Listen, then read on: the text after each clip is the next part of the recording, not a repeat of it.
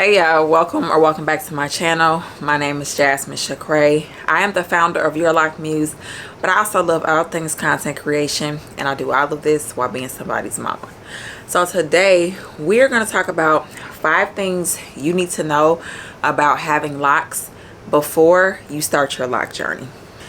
Alright, so I have been locked for 2 years as of January 6th, 2024. I made 2 years locked, and I started with comb coils on 3C, very fine curly hair. I honestly never thought that my locks would get this thick. They're obviously in 2 strands, but they are so much thicker than what they were, and I never thought that my hair would even have this much volume to it. But I want to jump right in and talk about what you should know before you start your lock journey. Number 1, if you are high maintenance, I would not recommend getting locks. And what I mean by high maintenance is if you are somebody that gets your hair done weekly or even every 2 weeks, you're used to your hair looking like polished at all times, having locks, it's going to be a rude awakening. When you start your journey, your starter locks are going to look real nice. If you get comb coils, they're going to be nice and coiled. Or even if you get 2 strands to start off with, those are going to look nice and real defined and juicy and moisturized. Baby, as your hair starts to lock,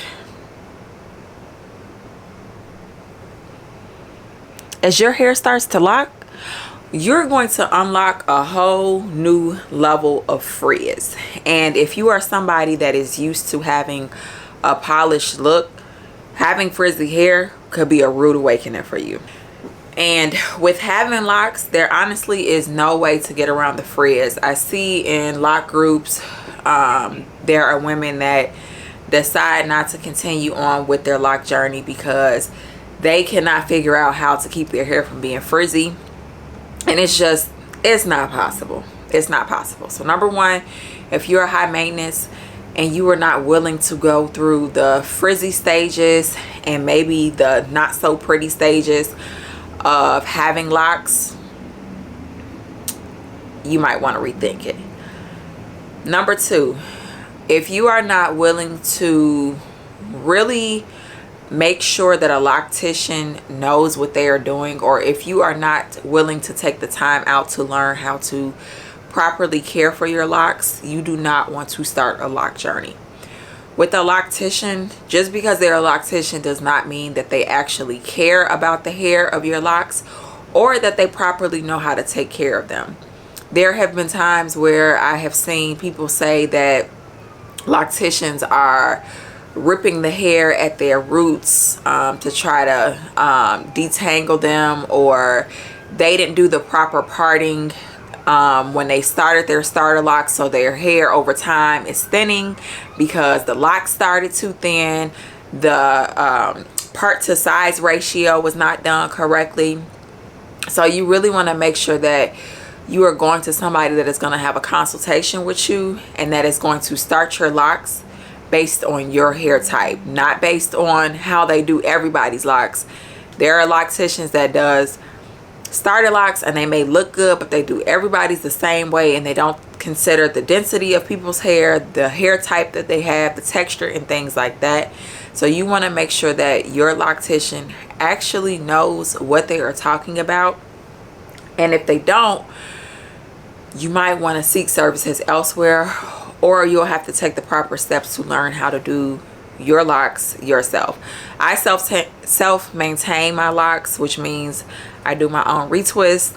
Occasionally I will go to one of my friends to get my retwist done, but out of the whole 2 years that I've been locked, I've probably only gone to her like 4 or 5 times. Okay, number 3, if you think that having locks means that you could just be completely lazy with your hair, you're completely wrong. The maintenance is not high maintenance, but it is low maintenance. There is still maintenance involved with having locks. You still need to make sure that you are moisturizing your locks, that you are washing your locks.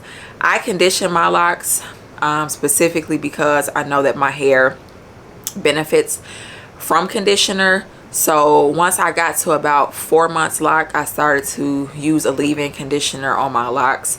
But you want to make sure that you are actively conditioning if that's what your hair needs once your hair starts to bud.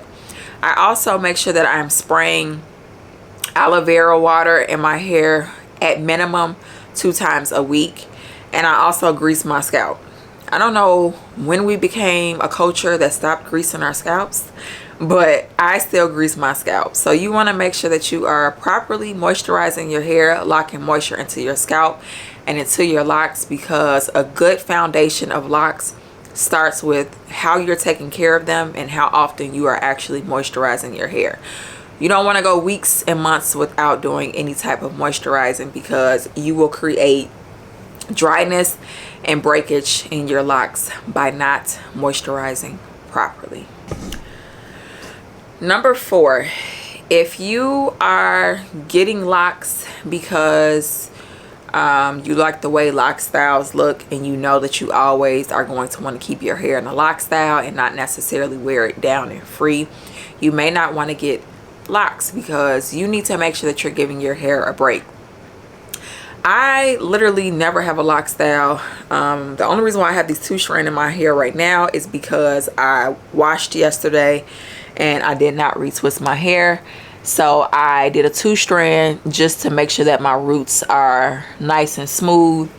They're literally only going to be smooth for probably like 3 days, and then they'll get frizzy and curly again, like you can see here.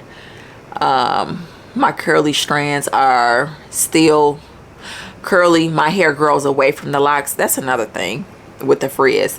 My hair grows away from the locks. But anyways, if you are somebody that is getting locks because you like the updos and you like the barrel twist and you like the extended lock styles, having locks, permanent locks, may not be a good choice, because over time constantly styling your hair and using rubber bands and getting tight styles, that's going to cause thinning and that's going to cause breakage as well. So if you're not going to be comfortable with just wearing your locks down in their natural state, you may want to consider opting for faux locks in temporary lock styles. And then number 5, if you are locking your hair because you want your locks to look like someone else's, or you want the exact same parts that she has, the exact same thickness that she has, you are not going to achieve that. 2 people can go to the same loctician, they can have the same density, fullness in their hair, and their hair is going to lock differently. The way that my locks look when I got my starter locks is not the way that they look today. The way that my locks looked a year ago is not the way that they look today. So if you are starting your journey with the hopes that your locks are going to turn out a different way, honestly, having locks is like having a baby. Like, you could have all these hopes and plans for the features that your baby is going to have. You want your baby to have your skin color and the shape of your eyes, or maybe the shape of your nose, and then you get this baby and the baby grows up and you're like, this baby don't look nothing like what I thought it would look like. That's what it's like having locks. Like, you don't know what you're going to get, honestly, truly. Every day your locks are developing and they're turning out to be something complete. Locks is a wild child, baby. You can try to do whatever you want to do to make them look a certain way, but they are not. So if you are somebody that wants your locks to look perfect, or you want the ends to be super curly, you want them to coil a certain way, having locks may not be the journey that you want to start. So that's all I have for you all today. If you have questions about being on your lock journey, I have some videos that I will link, but if you have specific questions, let me know down below and I will make sure that I answer them in the next video. Talk to you all soon. Bye.